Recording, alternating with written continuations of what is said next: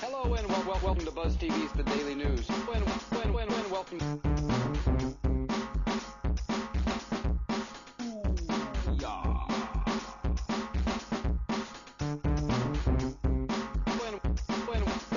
Welcome. Daily News. Daily News. Hello and welcome to 3D Buzz, the Daily News for October 11th of 2007, brought to you as always by Side Effect Software.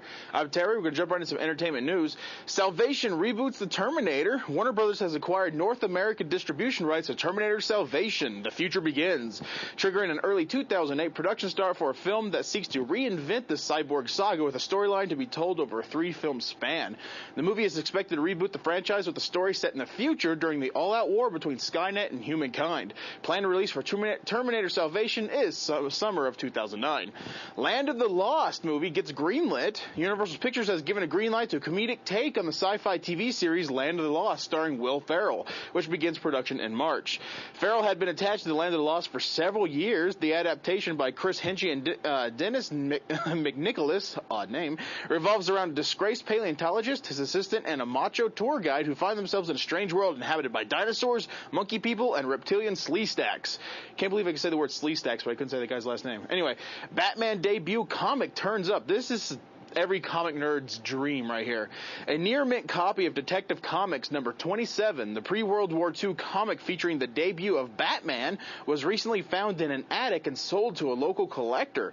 The comic is considered to be the second most valuable comic in the world and can fetch up to $500,000. The only comic that's considered more valuable, of course you guys should already know this, is Action Comics number 1, in which Superman makes his first debut.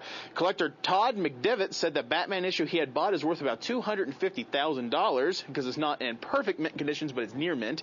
But he won't say how much he paid for it or who sold it to him. Experts estimate there are about 20 to a few hundred copies of the Batman debut, and McDevitt's comic now sits safely in an airtight bag in a bank vault, which is very sad. I kind of wish he put on display. Anyway, Stephen King's Buick 8 gets a go-ahead. Toby Hooper, will direct the big screen adaptation of Stephen King's novel From a Buick 8, Variety reported. From a Buick 8 centers on a mysterious Buick stored in a state trooper's barracks. After one of the troopers dies, his son becomes obsessed with a mysterious vintage automobile. Moving on to gaming news, Gears of War art director directing the Thundercats movie. Warner Brothers has tapped Jerry O'Flaherty, art director of Epic's Gears of War, to direct their upcoming Thundercats feature film. The movie is going to be all CG, and Flaherty plans to remain faithful to the franchise, which Variety describes as, quote, a group of humanoid cats who must flee the planet of Thundera, which is destroyed. Once crash landed on another planet, Third Earth, they must thwart Mumra, an evil sorcerer bent on killing them off. I'm not a huge Thundercats fan, although I did used to watch it religiously when I was little, but I don't know. I don't know if this could be a good movie. Anyway, software developers are worried about the Wii and hesitant to make games. IGN reports on a recent article that the Nikkei Business Daily, after speaking to a number of software houses on the future of the Wii, the Business Daily reveals that the several developers, preferring to stay anonymous, expressed concerns over the longevity of the system and were hesitant to develop games in the event of the Wii's popularity suddenly dropping.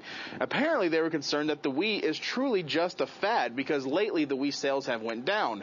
I don't know, by about 3 or 4 dozen. But they're still selling out like crazy in stores, but the people are still scared to make games for it because they still think it's going to be a fad. Now, we'll see this upcoming season, but if they don't jump on the boat soon, there's going to be a reason that the Wii became a fad because third-party developers didn't make any games for it. So it's kind of a, catch-22 situation there. But anyway, another thing that they were complaining about was that Nintendo likes to, put their exclusives out first. Granted, it is their system. They're allowed to do stuff like that, but that's another big complaint from developers. Moving on to tech news, hard drives they may well be banned. An International Trade Commission has announced that it plans to begin an investigation into several companies that either make or use certain hard drives. In a statement issued yesterday, the ITC said that the hard drives in question are alleged to infringe on patents owned by California residents Stephen and Mary Reiber. The two filed a complaint in the ITC in September saying the importation of hard drives violates Section 337 of the Tariff Act of 1930. Anyway, there are currently 5 companies being investigated by ITC, including some big guys like Western Digital, Seagate, Toshiba, Hewlett-Packard, and Dell. All 5 companies either manufacture drives that use, quote, dissipative ceramic bonding tips. Dissipative ceramic bonding tips. One day that's going to be the answer for a quote on some kind of $1 million game show.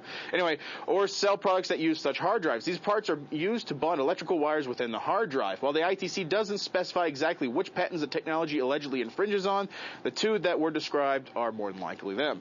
Apple and AT&T have been hit with an $800 million lawsuit. Yet another class action lawsuit has been filed against Apple and AT&T, targeting the 2 companies' practices when it comes to the iPhone. Extremely similar to the suit filed a week and a half ago, California resident Lucy Rivello and Washington resident Paul Holman have accused Apple of entering in an unlawful agreement with AT&T that ultimately caused the 2 companies to commit a number of illegal acts. This includes preventing the iPhone from being unlocked and used on other carriers, as well as keeping third parties from developing software for the iPhone.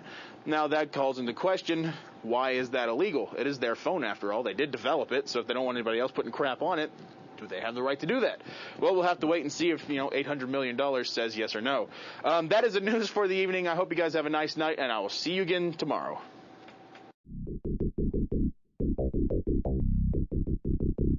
It seems some sort of activation key